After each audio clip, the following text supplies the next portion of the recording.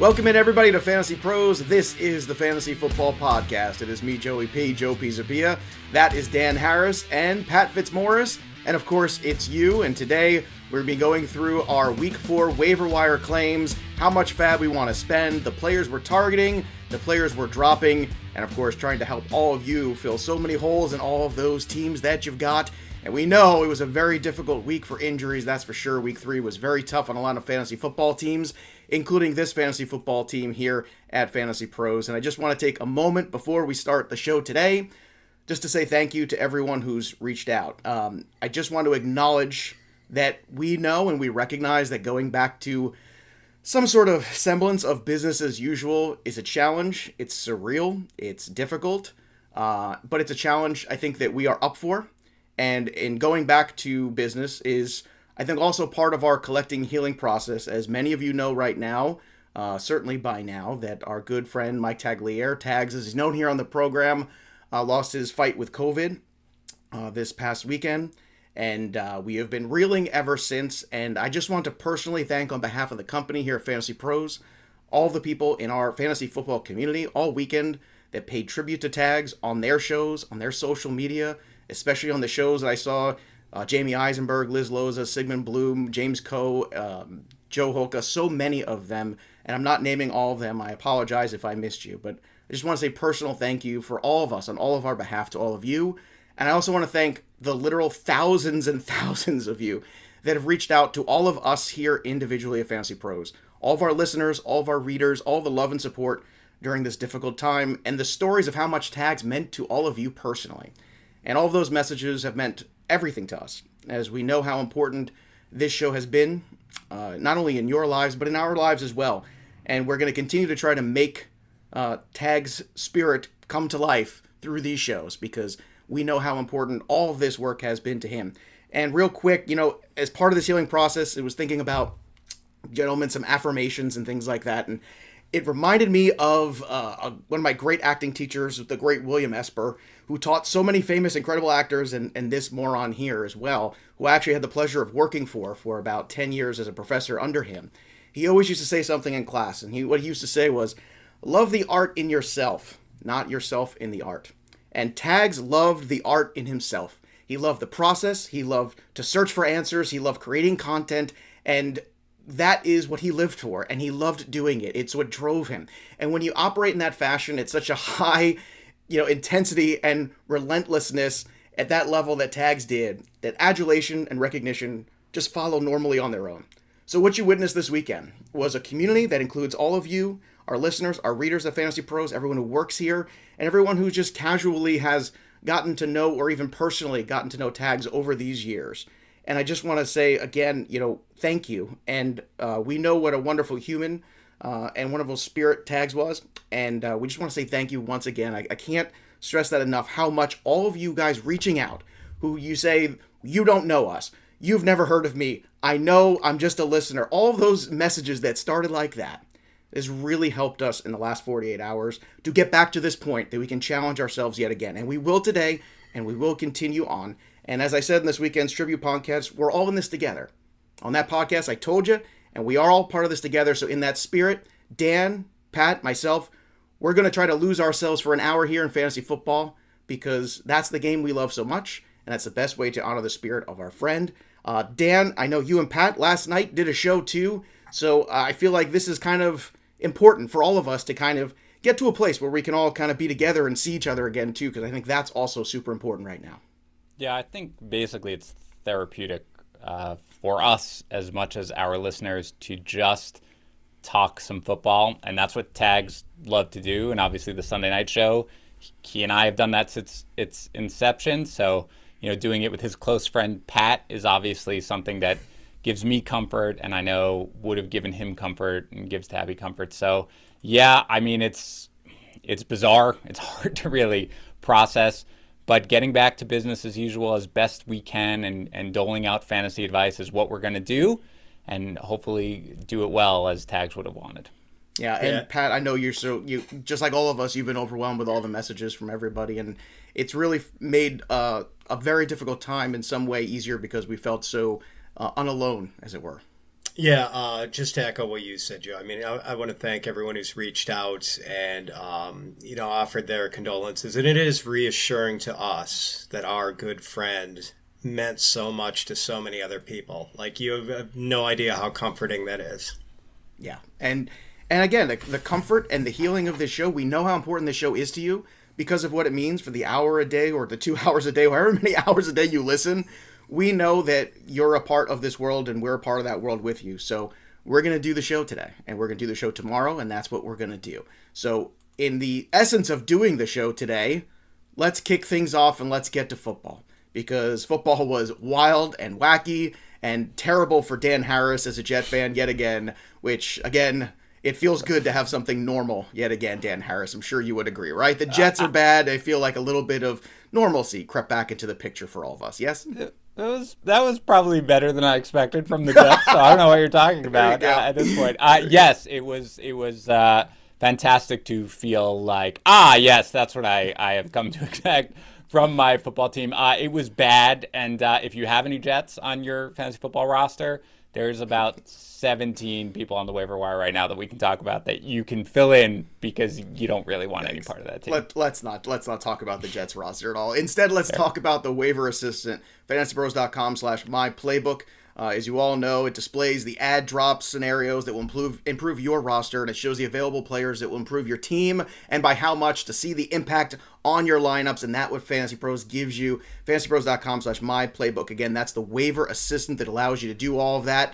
And don't forget about My Playbook cheat sheet as well. Only premium subscribers can utilize the waiver assistant, but our cheat sheets in My Playbook are completely free. Just sync up your league and get instant waiver wire lineup advice by combining your favorite experts' weekly rest of season dynasty rankings into one customizable cheat sheet.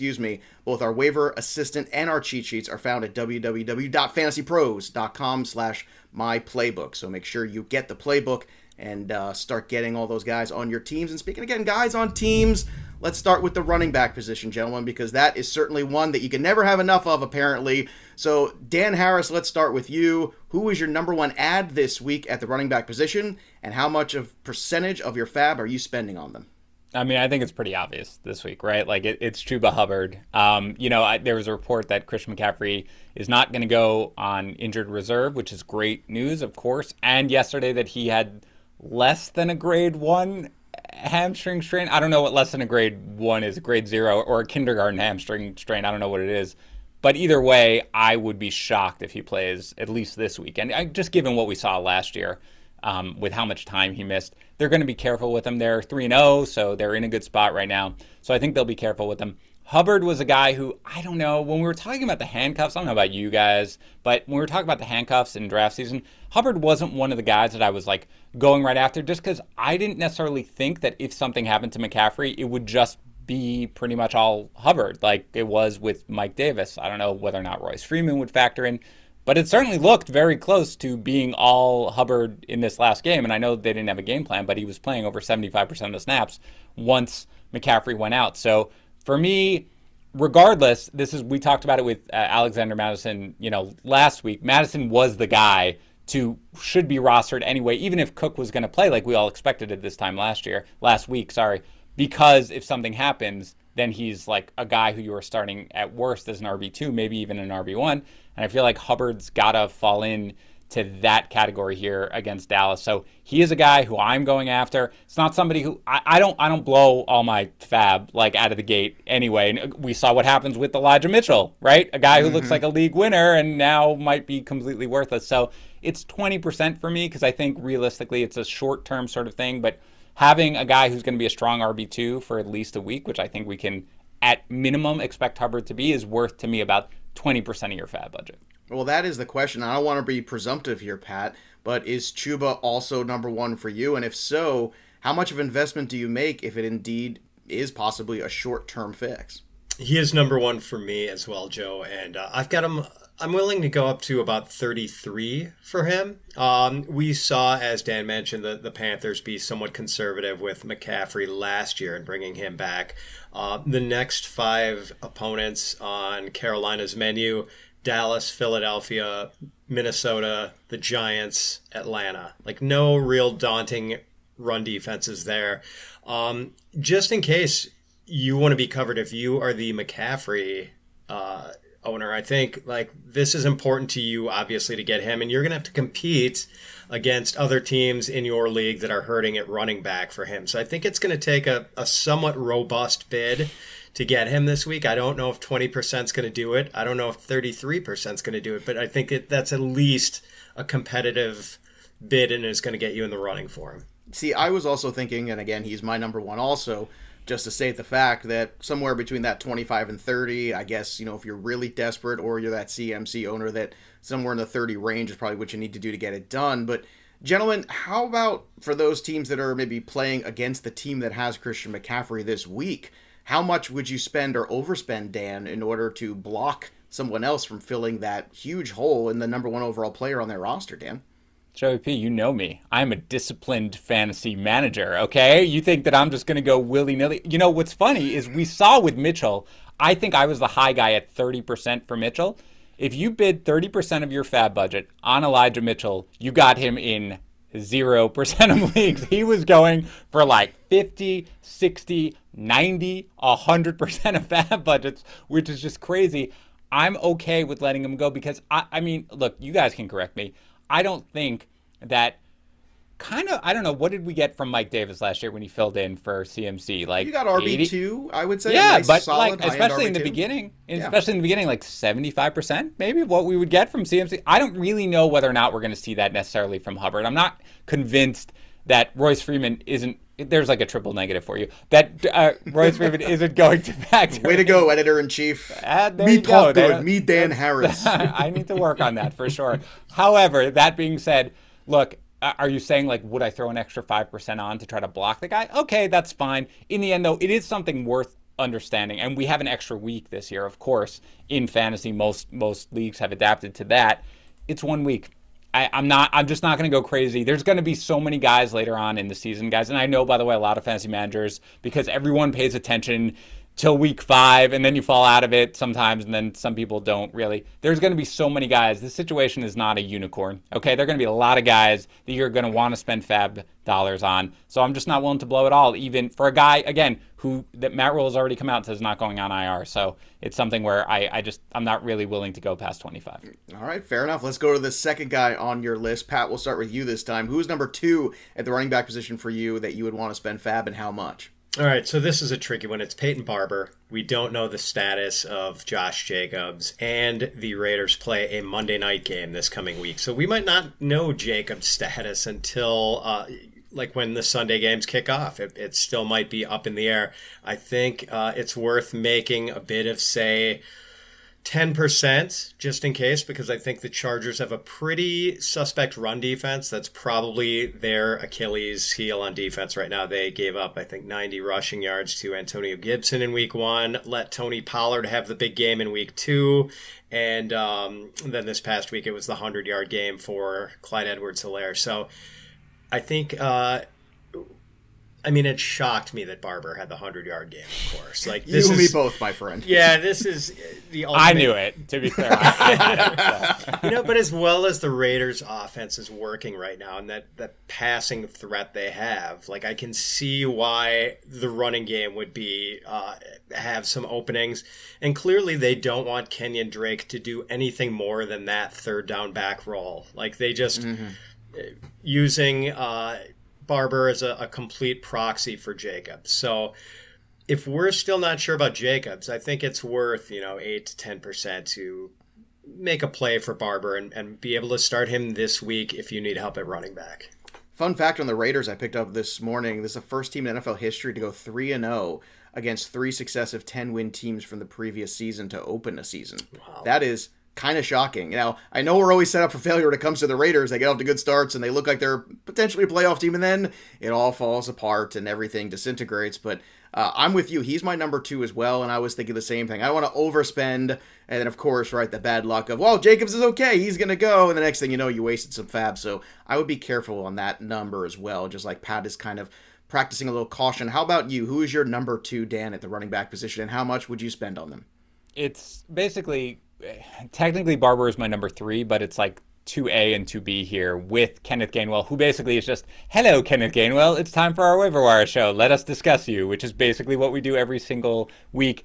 I think the reason I'm a little more lukewarm on Barber is, number one, he's Peyton Barber, so it's very difficult for me to just get past that fact, despite what we saw.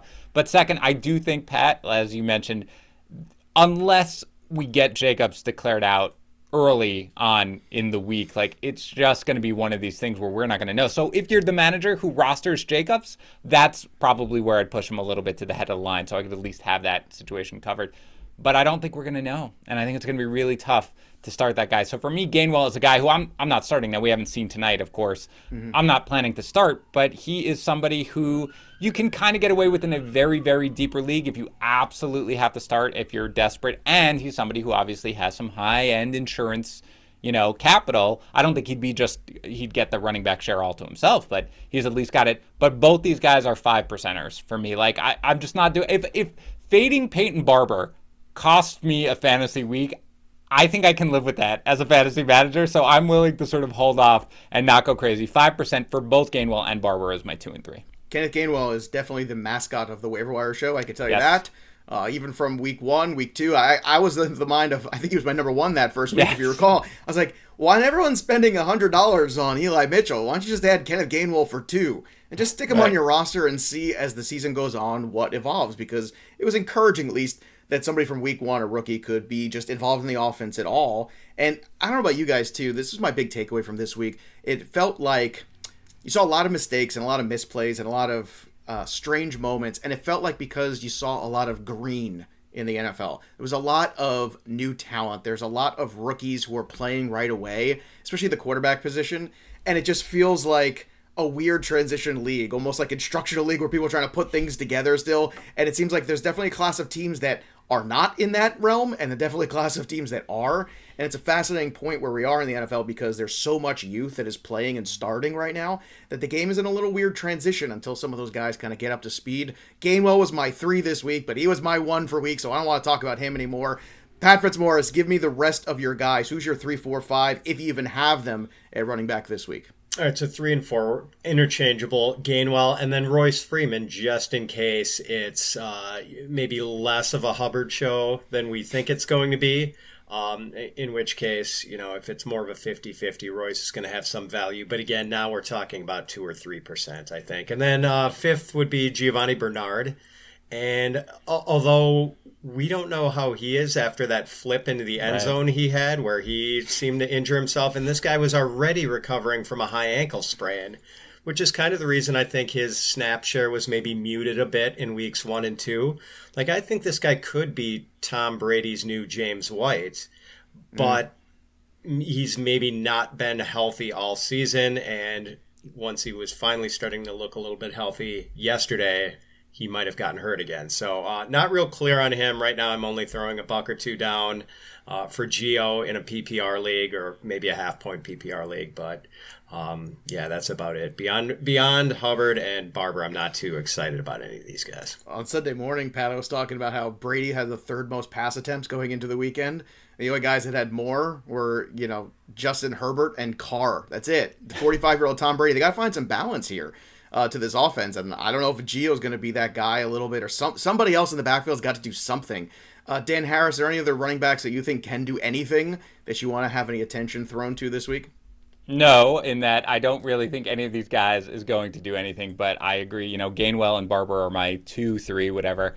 My 4th guy is actually Tony Jones, and I also talk about Tony Jones every time. You can't start Tony Jones. Like, it's not somebody who you're excited about, but if something happened to Alvin Kamara, like, he is going to be the guy in what is admittedly right now a very inconsistent offense. So I'd just as soon have that guy on my roster right ahead of Royce Freeman. Gio, to me, again, by the way, please, Gio, don't flip into the, and everybody stop flipping into the end zone, okay? We saw Lamar Jackson a little bit banged up. But I do think that Gio's involvement here was because of the rare negative game script that is just not going to be the case. There was no Antonio Brown. Even, Gronkowski left a little bit. It's hard for me to see him having a major role here in this offense. So, but again, like you guys, this is a 1 to 2%, probably more like I'll wait for Fab to clear and then just pick these guys up off waivers. All right, let's transition then to the wide receivers here. And we'll start with who the number one is. For you, Dan Harris, who is that number one guy that you want to spend on this week and how much? There are a lot of intriguing names. I don't know if you guys feel the same. There are a lot of intriguing names here at wide receiver. And there have been, really, for a couple of weeks. My number one guy, and it's not with a bullet, but it's there, is Jakobi Meyers. And really, the reason is because I think that the James White injury, and again, unless I've missed something, we don't know exactly what it is, but considering he was carted off with a hip injury, I think that probably we can expect him to at least miss a little bit of time. I think that that's going to open up the door for some targets for Meyers. We saw, obviously, 14 of them yesterday, but he had, he's got 29 now on the season. That's not nothing. He's clearly the option there. Jonnu Smith is playing terribly. Sorry, Joe. I know we're a big Jonnu Smith, you and Yates. He's playing terribly. He basically caught a ball, spun around, and threw it to the defender behind him yesterday. Right. I'm still trying to figure out. I've never seen quite that before. It was stunning. He should have been credited with the interception, frankly. But bottom line is they are going to need somebody to rely on. I think it's really going to be him. Again, they are going to be playing in negative game scripts more often than not, I think, because they're just not a very good team and they don't have much going on offensively. They need something to go on besides Damian Harris. I think Meyers is going to be that guy. But with that said, there are a lot of options this week, as I said. So this is not oh man, you got to go out there. You got to rush to get Jakobi Meyers. It's basically the same as 1, 2, and 3. So he, for me, is just a 10%er, a guy who I'm willing to spend on there. One can only imagine Dan did not say Emmanuel Sanders because he already has him rostered in 100% of his leagues. Isn't he rostered everywhere? Because I've basically been talking about him for 4 months. No? All right. Fine. Yeah, no. Hey, man, even a broken clock is right twice a day. Pat, let's go to you with the number one. Who is the guy that you want to spend the fab on and how much? Well, gosh, Joe, you're making me praise Dan by having Emmanuel Sanders at the top of my rankings here. We talked about him on the show last night, and it's just so odd the way they're using him, this 34-and-a-half-year-old receiver who has become their designated vertical guy. Like, they've got Cole Beasley as the short area receiver. They use Diggs all over the field. And Beasley's average depth of target coming into week 3 was like 18-some yards. So these are high-value targets from a top quarterback. And for whatever reason, like Sanders and Allen have the same easy rapport that Allen and Diggs had and established quickly last year. And Sanders has it with Allen too now. So as hard as it is for me to believe, I normally don't chase free agent wide receivers in their mid-30s. I think Sanders is worth $6 or $7. All right, fair enough. I gotta get off the Dan praise wagon here and go Tim Patrick. How in the world is Tim Patrick only rostered in 18% of leagues right now? What is going on? What kind of absurd number is that? Is anybody watching what's going on in terms of the target share? And, KJ Hamler's out for the year too now. So it's going to be this two-man show of Patrick and Sutton. And I understand the Denver Broncos schedule has been quite favorable. But I would definitely, right now, I started Tim Patrick in, 4 or 5 of my leagues this week out of obvious necessity. But at the same point, I think if he's still out there, he's a guy for the next few weeks you can feel pretty good about starting. So for me, I'm willing to pay up a little bit, maybe go to that $6, $7 range, somewhere in that range. If you want to go to double digits, if you've had terrible luck at wide receiver and some bad performance, which is understandable, or some injuries, that's a route you can go. Dan Harris, who is number 2 for you this week at the wide receiver position in terms of waiver wire ads? I think I think Meyers, as I said, is my number 1, but Emmanuel Sanders and Tim Patrick are my 2 and 3, and all 3 of them for me are 10% guys, because I think that they're the only guys who are available on the waiver wire, and there are a lot of intriguing names out there for deeper leagues for sure who might have more upside, but I think all 3 of them can start for your fantasy team right away. Pat, you mentioned Sanders. Yeah, yesterday had basically a 16 ADOT. I mean, this is what it is. And my point on Sanders and why I liked him coming in, Joe, is we had talked about the fact that there was room for a third receiver in that offense because we saw it last year with John Brown, and it was either going to be Gabriel Davis, who you and Yates thought it might be, or it was going to be Sanders, who I thought it was going to be, and it's very clearly Sanders. So with that, you can add him any day of the week, and he should produce pretty readily. As for Patrick, yeah, this is just not 18% rostered. 18%. I don't know. You know what it is, Dan? It's that thing that you talked about. It sounds like the name of somebody who works in accounting. You're accounting. And therefore, they just can't wrap their mind around that a guy named Tim Patrick. I mean, it's not Deshaun Patrick or some cool name or something like that. It's just Tim Patrick. And you know what? It might sound boring, but the stats are not. You know what? He needs a nickname. Tim Fire Breather Patrick. And it's going to be like, oh, his rostered percentage is now 78%. Yeah, Dragon.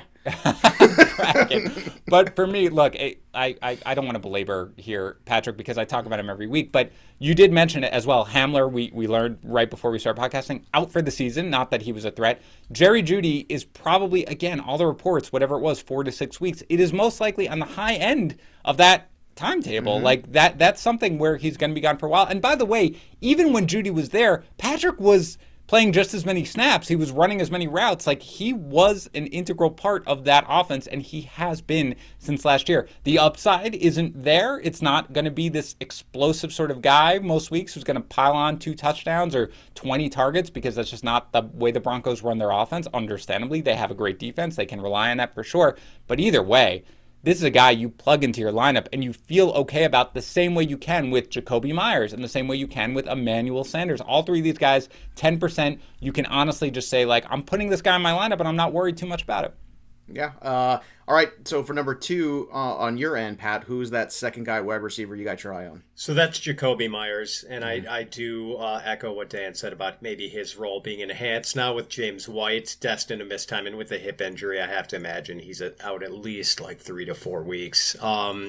Number 3, so I would have said Marquez Callaway until we learned the KJ Hamler news, and now I think it has to be Tim Patrick, and he's going to be in those 3 receiver sets all year, and it's maybe not going to be the most prolific passing attack in the league, but there's enough. Teddy does a good job of supporting multiple receivers, and did last year when we saw all of DJ Moore, Robbie Anderson, and Curtis Samuel pay off for fantasy managers. So there might be enough love for 3 receivers to go around in Denver. And then, I'll bump down Marquez Callaway to number 4, who showed signs of life this past week. It was encouraging. Only 5 targets, but within the context of the very few number of targets the Saints had, very few pass attempts, I think like we can maybe start considering him as someone we want to roster again. Yeah, of course. He had a good game right after I dropped him in every single one of my leagues that I had him.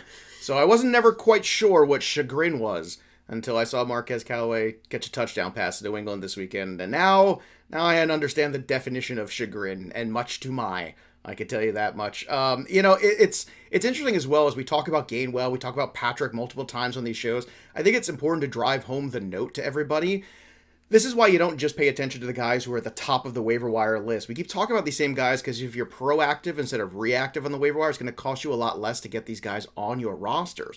Probably cost you a couple bucks, maybe $2, $3 to get a Tim Patrick. Now, this week is going to cost you a whole heck of a lot more, probably 3 times as much potentially in order to roster somebody like that. Maybe even the same with Gainwell as the running back position gets thin. So remember this next year. It's not always those guys that you're spending $50 on. It's the guys you spend 2 or 3 in the early weeks just to have them in-house to see what they might do. Myers was up there for me as well, gentlemen. Emmanuel Sanders begrudgingly as well in my top 5. So is Callaway. The other guy that made my top 5 personally was Hunter Renfrow, because I'm liking this whole Third and Renfrow nickname that they gave him. See, he's got a cool nickname. Tim Patrick needs to go hang out with Hunter Renfrow. But this also seems to be something that's working here for the Raiders, and he's not the only guy out there, too, on that team. Bryan Edwards is out there, rostered in 16% of leagues. Hunter Renfrow's in 11. So there's certainly a lot of names out there. We can go even deeper this week with guys like Terrace Marshall who are out there, Mecole Hardman, even A.J. Green, back-to-back useful weeks. Which is not something we've said about A.J. Green for quite some time. So, Dan, when you're kind of looking at the rest of the pool of wide receivers, what are some of the names that are outside maybe these top 3, 4, or 5 that you feel like can actually be useful, especially in those deeper leagues people are playing in? Yeah, I think it depends on what you need, right? Because some people, and sometimes I go into this, generally speaking with wide receivers, unless there are guys who can absolutely help you right away, like I think the top 3 that we've talked about here with Myers, Sanders, and Patrick are, for the most part, I look long-term. Like, I want to add a guy like Terrace Marshall, like you mentioned, because I do think that even if I don't feel that comfortable starting him right now, his targets and how Robbie Anderson looks, definitely somebody who, can have value down the road. I like the Raiders guys as well, as you mentioned, certainly Renfrow and Bryan Edwards. I'm probably still, because I just can't quit him, looking at Mecole Hardman just because he's getting the snaps and he's running the routes, and they probably have to do something in that offense because they are not doing that. I mean, the offense is fine, obviously, but the offense isn't fine. I mean, they had 3 turnovers in the possessions to start the game, and the last play from the previous game was a turnover as well. So they've got some things to fix there on offense. I don't buy that this is what's going to happen, but I do think it's at least in the realm of possible outcomes that teams have decided that they are just going to focus. You can't stop Travis Kelce, by the way. It doesn't matter what you do. You can't stop Travis Kelce. But I do think you could see them saying, like, you know what? Tyreek Hill's not going to beat us. We are going to bracket Tyreek Hill with 2, 3 guys, whatever, which could leave the door open for Hardman. So he's at least somebody who I kind of am looking at in deeper leagues. Just a couple other names. I'm kind of looking at James Washington just because eventually you need a body in that offense, right? And we don't know if Deontay Johnson can play. We don't know if Juju Smith-Schuster can play. Chase Claypool even got a little banged up in this game. They're going to need somebody, especially against Green Bay, where they're going to need points. So I'm not above looking at him. And Marquez Valdes-Scantling, another guy who hit the prop yesterday. We were talking about props earlier, Pat. That was one that I had over. It's always nice when the props hit, like, right off the bat, right, with one long reception. But he's a guy who obviously should be more involved, you feel like? And we saw, look, what happens if Devontae Adams goes out? Maybe he does sort of step up there and have the big one. So those are some deeper names that I'm kind of looking at. But nobody I'm overly excited about. Nobody I think other than the top few are worth more than 5%. And if you are going that high, it is for me for somebody like Callaway, who at least has the potential to make an impact pretty quickly. So outside of the 5%ers for you, Pat, is there somebody else that's a little lower on the trough you're throwing a buck or two on just to pick up for depth or to see where it goes in the month of October? Hardman really jumps to mind for me, too. A receiver in a prolific offense. Stop encouraging Dan. Just stop. You've done 3 shows with Dan today, and it shows. I just want to tell you. I named like 10 names, so if Pat had picked one of those 10 names, I was taking a victory anyway, so there you go. Fair. I wasn't going off the board with anyone beyond who Dan just named. We also have to like that Hardman was involved in jet motion a bunch of times yesterday, got some jet sweeps. There's room for a lot more from him if anything ever did happen to Tyreek Hill, who's gotten banged up over the years, not the biggest guy in the world. And yeah, we're just investing in a high-powered offense here, one that isn't too particularly interested in running the ball. So that's kind of where I'd go as a guy who probably is only going to cost you a buck or two now, but might be more valuable down the road. The one thing I'll add to that, Joe, if it's okay, is just the fact that we were talking about it, Pat, last night, is that the KC defense is not good. Like they are really, really struggling right now. If they are going to be this offense that's going to give up a ton of points, and pretty quickly teams are moving the ball up and down the field against them, then that's going to lead to even more need for offense from Kansas City, more pass attempts, more chances for Hardman. So he's not a bad guy just to take a shot on. And fantasy managers are just off Hardman. He's the exact type of guy that were like, no, I bought into this last year. I bought into this last couple of years. I'm out. I'm not doing this. So he's the type of guy you can just scoop up for like $1. With the injury to A.J. Brown and the questionable return next week for him, and we saw Julio sit out in the second half a little bit there, and maybe that's just protection. Maybe that's what's going on there, just so we don't lose anybody else. We have this game in hand, okay? Nick Westbrook-Ikhine, I hope I'm saying it correctly. I think it's Ikhine. It's Ikhine? Okay. That's how different people say different things, so I'm going to go with whatever Dan says, because Dan's always right. I've learned that lesson here on the show already today. They've got the Jaguars and Jets, the next 2 matchups, the Jets first, both on the road. Is this a player, Dan, in your opinion, that in the deeper leagues people should have their eye on, just as a stopgap, perhaps?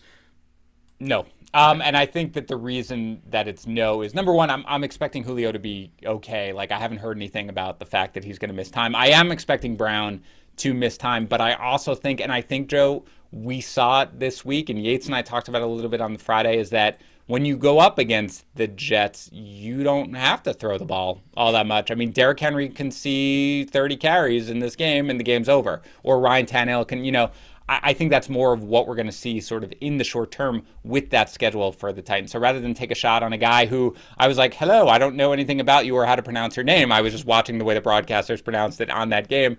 I'm just not going to take a shot there. And the easy matchups almost push me further away from that than towards it. All right, fair enough. Then let's move on to another position here, and let's talk about the quarterbacks right now.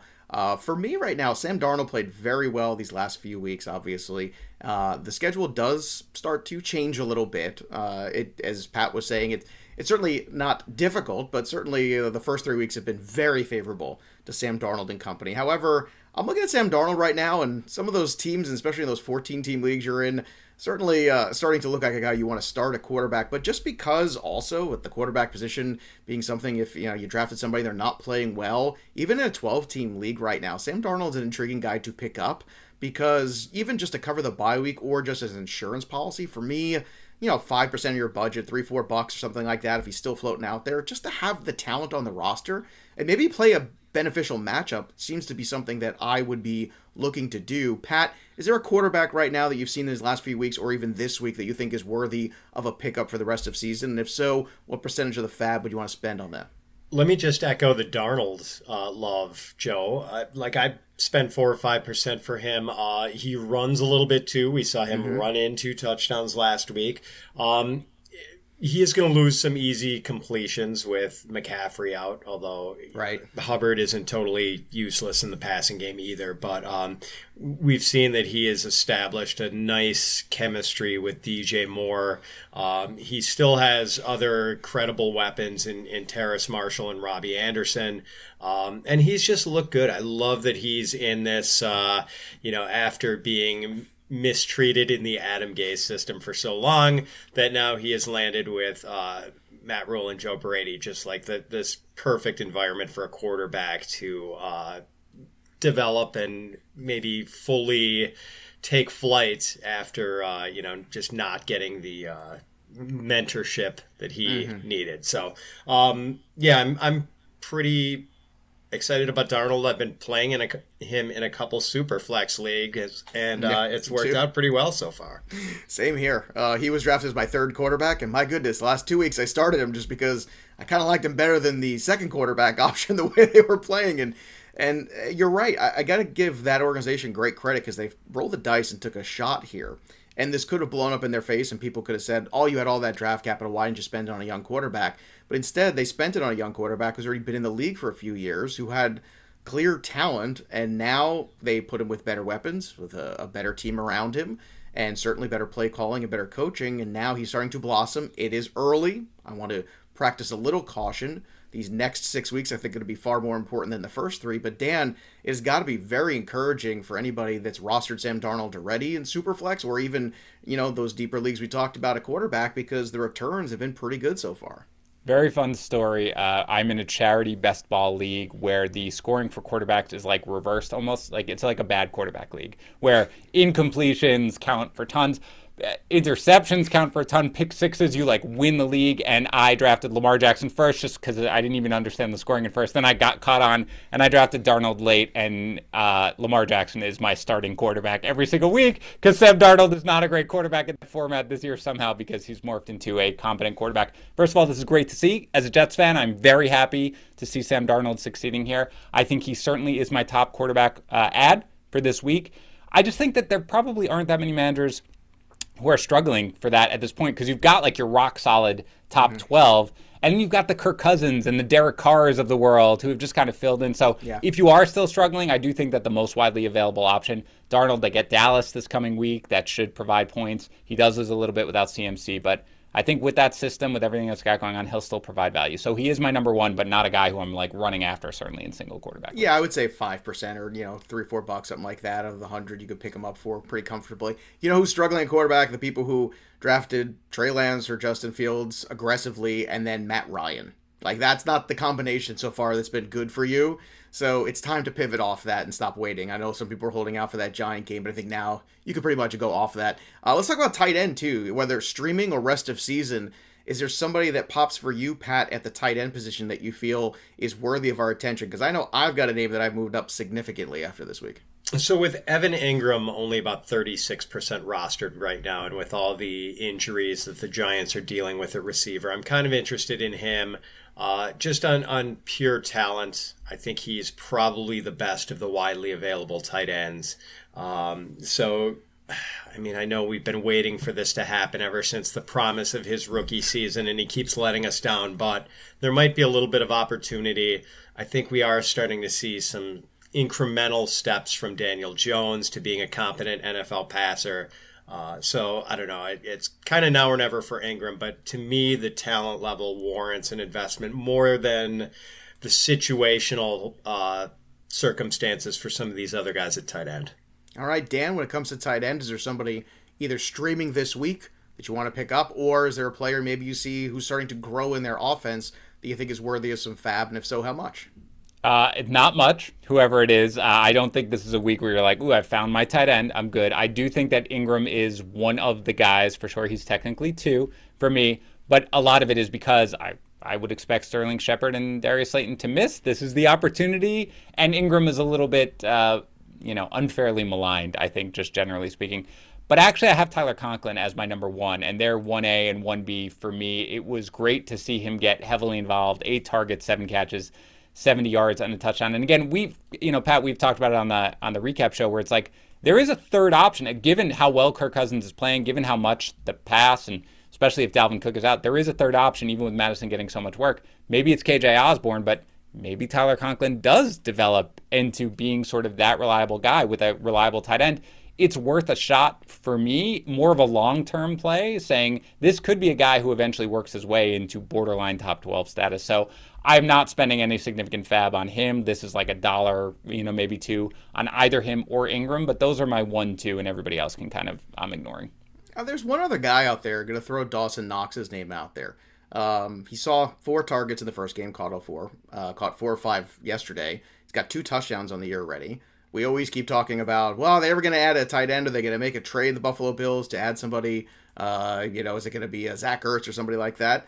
Maybe Dawson Knox can just do enough to kind of hover at the very end of tight end 1. And if so, once again, for $1, you could pick him up and find out. And for those of you who are like me and disappointed so far at Jonnu Smith's receiving ability and stunned by his passing ability to the other team, yes, passing. I think he should have gotten a passing touchdown. I disagree with the interception call. I would like to score that as a passing touchdown for Jonnu Smith.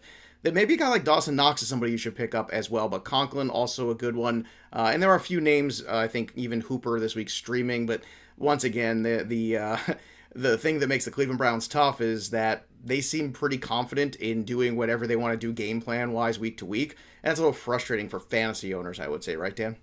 Yeah, for sure. Like I'm tired of relying on a Cleveland tight end to sort of save me, even though it could be a brilliant sort of thing. Sorry, I'm just looking at the wire that came across. Bruised ribs for Juju Smith-Schuster. So hopefully that's something he's considered day to day. Hopefully he can suit up next week. And obviously that would make James Washington far less appealing, even though he was only way down on the thing. For tight end, yeah, for me, it's just Conklin. It's Engram. Knox is a good one, actually, Joe. And I think probably I should. He is third on my list.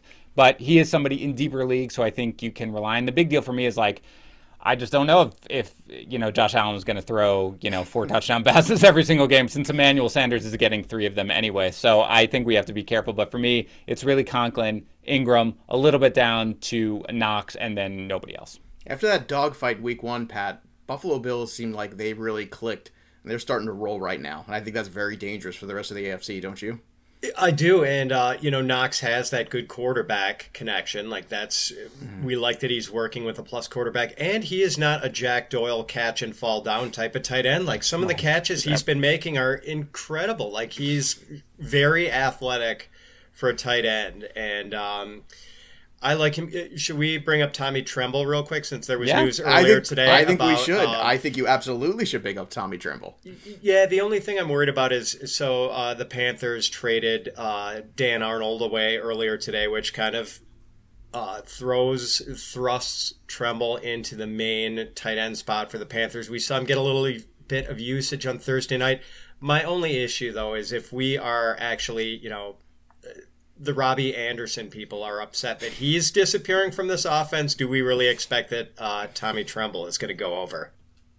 I don't know. I don't know if we can expect it, but those people playing tight end premium league should at least be aware of this. Yes, I think that's it. And I do not care for that format. I think the same person who came up with it probably came up with that weird one that Dan's playing in where good quarterback play is bad for you. I don't know what that's all about. By the way, kickers, if you miss an extra point, it's worth 15 points. So it's a great league. I don't know what I'm doing, but I'm having fun. Oh, there's something for everybody in fantasy football. That is the joy and glory of it. All right, hopefully we can help everybody out here with ranking our top 5 here. These are our top 5 waiver wire ads for each of us this week, regardless of position. And I'll give the guys some time to collect their thoughts, and I'll go through mine. Hubbard's definitely one here, and clearly it has to do with if you're a CMC owner as well. He certainly rockets to the top because you got to fill that void somewhere. It is really difficult to replace the one overall player. Just ask me, because I had 3 or 4 1 picks last year. Did not go well. Anyway, Tim Patrick is still 2 for me because I'm still just incensed that he is not rostered everywhere. Peyton Barber is 3, but I am terrified, just like Pat Fitzmaurice mentioned earlier, about having to wait that extra day to see what happens there. But at this point, I mean, they went after Peyton Barber, right? And they brought in Peyton Barber, and now Peyton Barber's running the football, so I don't know. I guess I got to buy into the Raiders. And speaking of buying into the Raiders, how about Hunter Renfrow is 4 for me? And 5 is a toss-up between Jakobi Meyers and Marquez Callaway in terms of percentage too. Just to recap for me, I think Hubbard, if you want him on your team, you're probably going to have to be aggressive somewhere in that 25 to 30% range. You don't have to go that far. It might come down a little bit in the next 24 hours if we get more news on CMC's injury, and if he's going to miss less time than we think. Then obviously maybe just 1 week. Well, then maybe you have to spend a little less, but keep an eye on that. Patrick, I think, is somewhere in that 10% range, give or take. And then single digits here for Peyton Barber, Renfrow, Callaway, and Myers. If you want to be aggressive in the full PPR, I get it. That's a player that I do see, maybe if, we're going to spend 5 or 6 if you want to go 7 or 8 just to have him, because I think in the full PPR, he is going to be useful. Dan, you're useful. Give us your top 5 guys for this week in terms of waiver wire ads. That's the nicest thing you've ever said to me. It's the last thing nice I ever say to you, too. I'll take it. It doesn't matter. It's on record now, recorded. And Pat, you were here. Chuba Hubbard is definitely my number 1 overall. He's 20%, as I said.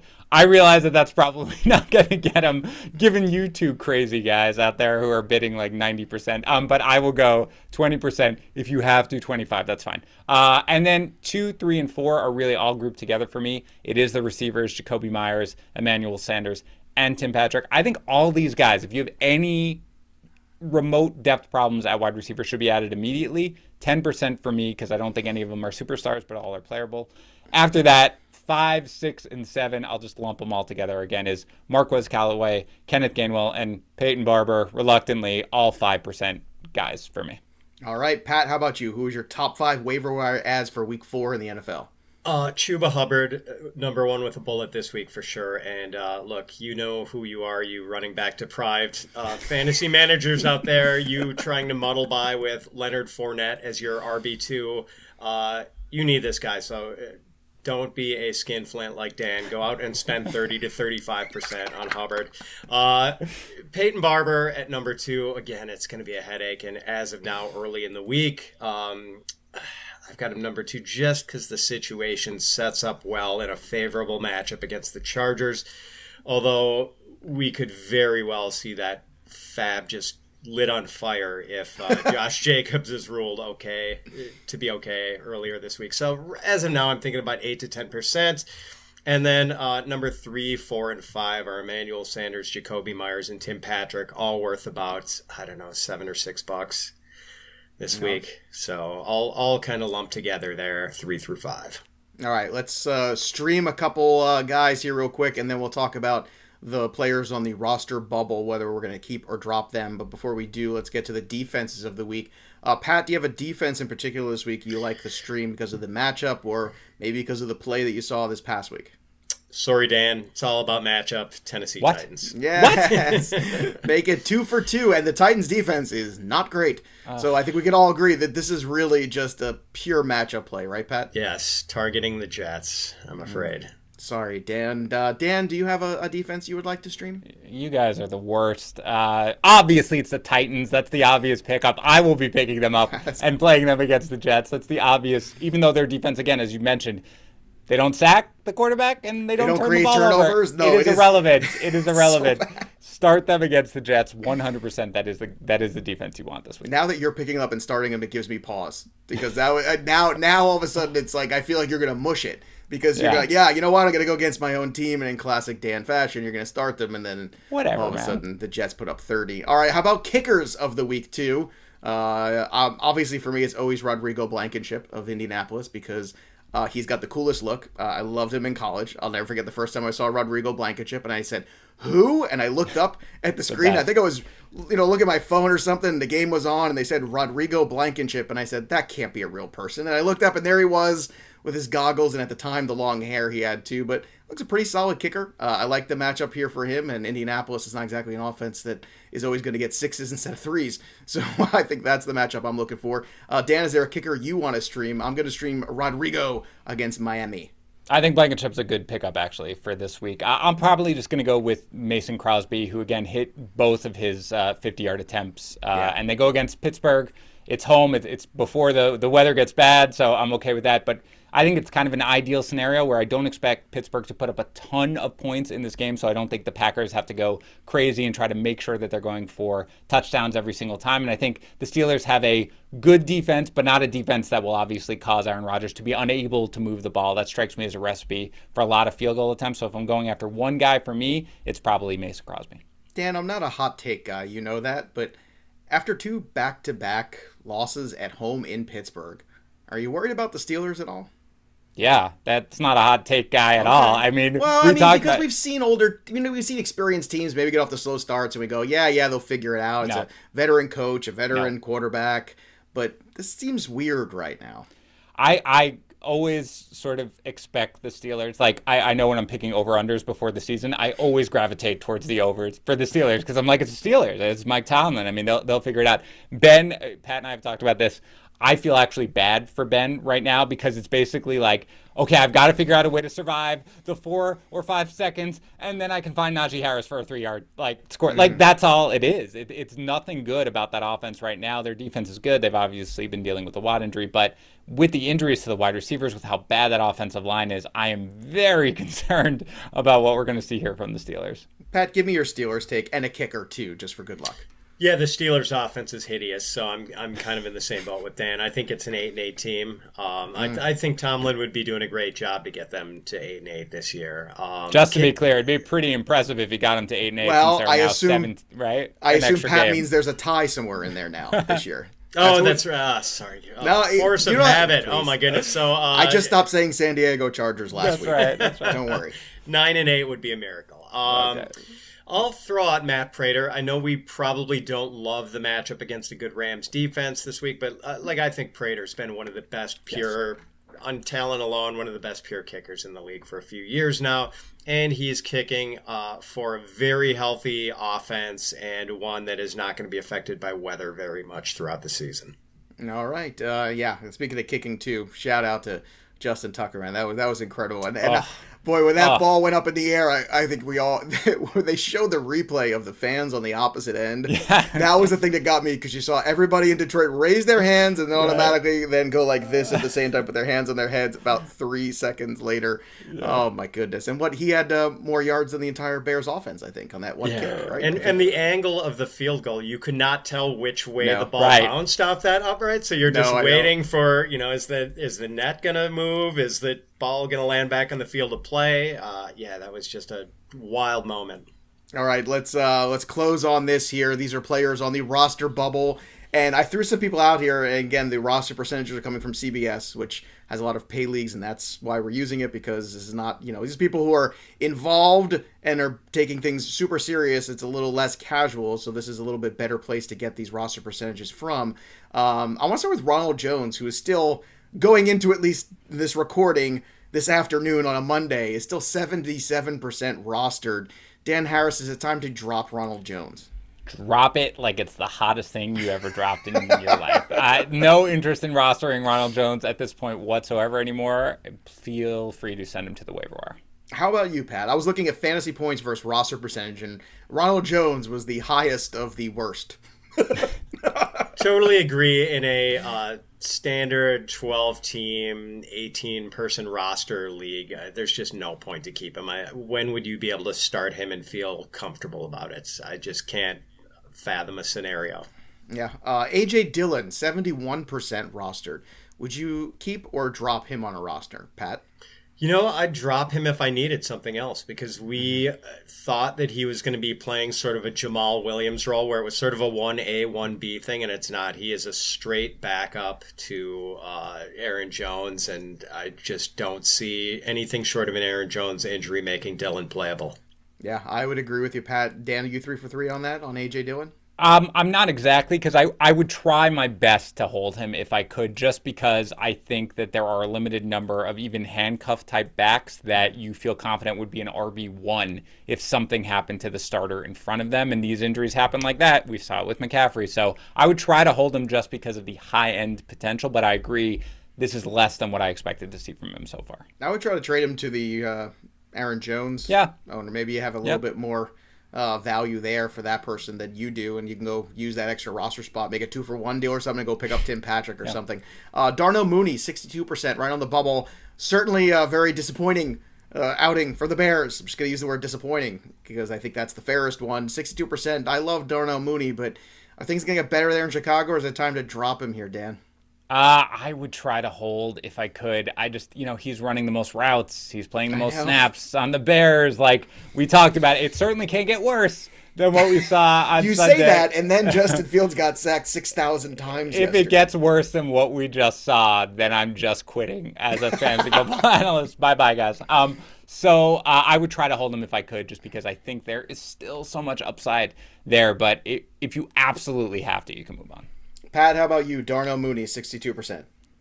Hold. I think it's going to look better.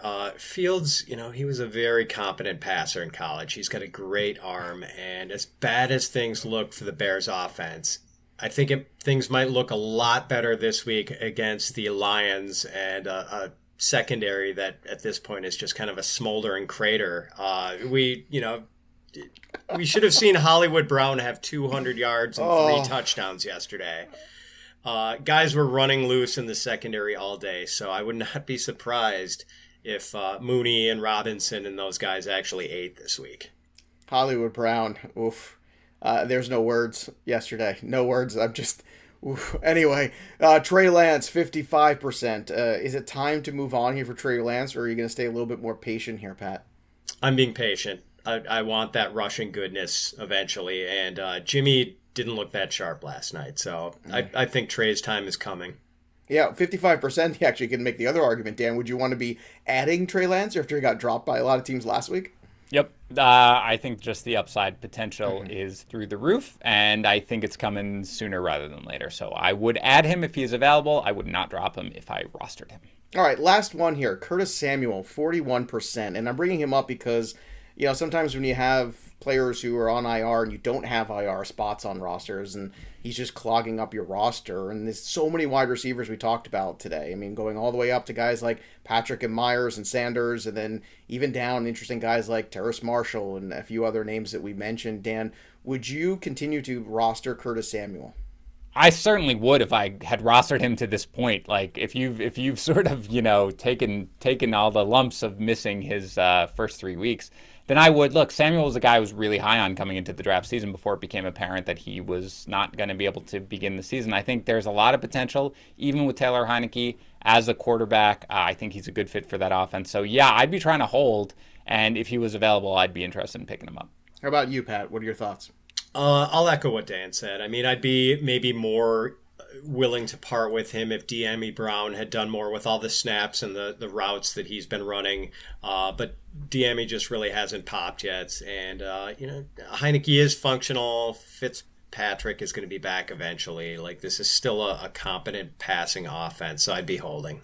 All right, there you have it. That's the waiver wire for Week 4 in the NFL. And, of course, you can always Check out all the great content here at FantasyPros.com. We have so many articles up there, all of our rankings for the waiver wire in case you want to dig deeper to find the names that you need for your rosters this week. It's very important, obviously, because this was a very tough week for injuries in the NFL. And don't forget also about our Fantasy Pros Waiver Wire Assistant, part of My Playbook. Go to fantasypros.com/myplaybook to get that Waiver Wire Assistant and help you with all your add and drops.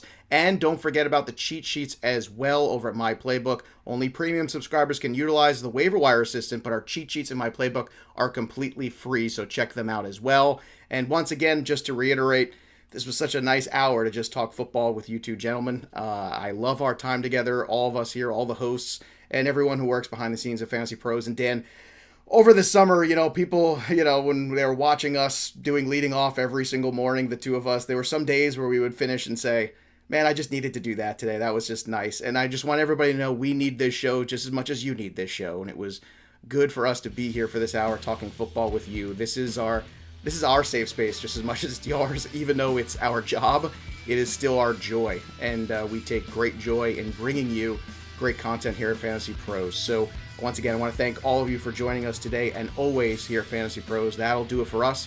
But the story of the game goes on. For Dan and Pat, I'm Joey P. We will see you next time, kids. Thanks for tuning in to the Fantasy Pros YouTube channel. Don't forget to check out our featured videos. And while you're at it, make sure to follow us on Instagram, Facebook, and Twitter at Fantasy Pros, so you can get the latest news and updates to give you the edge you need in your fantasy league.